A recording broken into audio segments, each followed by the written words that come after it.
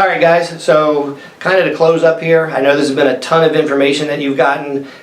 Some of it's probably overwhelming. That's why I did these videos, so it's just not so much to read. But I know you don't want to necessarily watch a video of me sitting here and running my mouth either. But just to recap, so you can kind of see what we have. In the beginning, is just sort of a basic rundown of what this diet program is all about. We talk about your specific numbers and what those mean and how they're going to change as we go through the process. There's a little bit about on supplementation. As I said, contact me if you have any questions on that. There's a next section that we didn't talk about that talks about how to get into ketosis fast.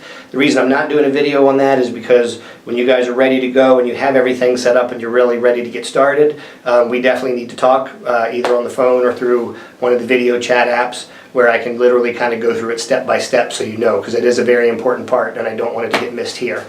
The other thing I didn't talk about but is on the initial email that I sent you is a shopping list. One of the things I will tell you about shopping is when you go through food, you're going to need to read the label. And the reason you need to read the label is because there are hidden carbohydrates everywhere and you want to know about them. So every night I make a fresh salad and I do blue cheese or ranch dressing. The problem is if you just go into the store and you grab the first bottle of blue cheese you see, that bottle of blue cheese might have 2, 3, 4 carbohydrates per 2 tablespoons.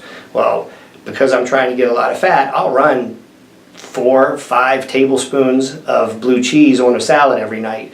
If I don't read the label and it's got 4 carbohydrates, that could be enough to kick me out of ketosis. So go through and read the labels and look at the things that have the least amount of carbohydrates. The things that are really going to stick out in my mind that you need to look at labels on: peanut butter. Remember, subtract fiber from fiber from carbohydrates. That's what your true carb is. Peanut butter is huge, great thing to have on your diet. Just again, watch the carbohydrates on it. Cheese, every type of cheese has a different amount of carbohydrates in it. So again, look at that. Salad dressings are another one where it's very iffy. Some of them will have 0, some will have 1, some will have 4, even though they're the exact same thing. So read the labels, that's what I want to urge you to do.